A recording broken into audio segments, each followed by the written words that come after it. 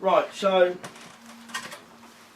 turkey trap for pigeons or different kinds of birds if you scale it down. So the idea of a turkey trap is you dig a trench in the ground and you put over the top of it like a crisscross or a stacked cage on top of it, and you put bait going in, and the idea is a turkey will come along, go down into the trench or the ditch you've dug, go underneath the cage and back up into the cage, and then apparently get stuck there.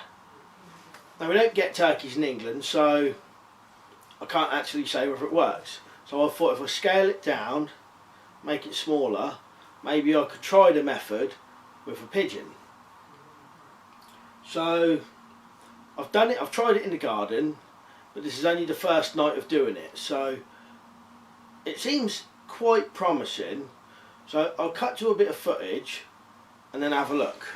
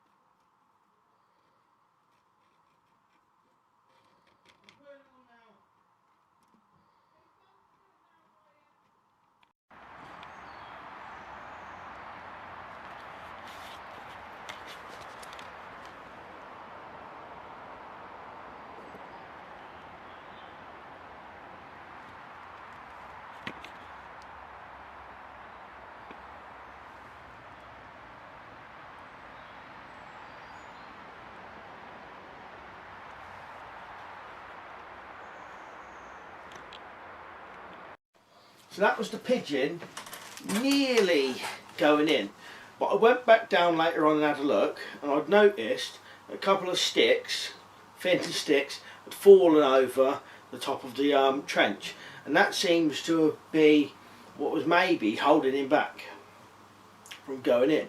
So what I've been doing is I've been doing some research on different kinds of traps and found a few that I didn't know. I've been searching medieval traps, but that's quite hard because trapping back then was probably even more frowned upon than it is now in England, because like trapping and hunting and all that was like a nobleman's sport and all that, and so they never used to write about trapping unless, you know, the only kind of people who did trapping probably then was poachers.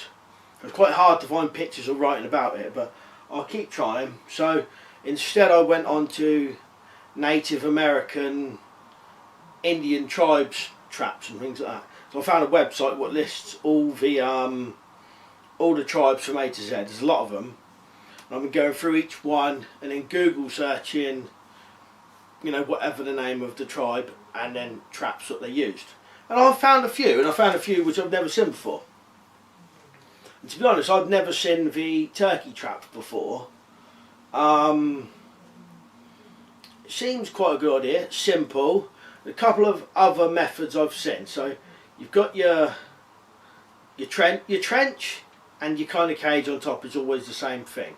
But some people say you do your trench, do your cage, can be stacked logs cage, and then you put leaves inside is another one.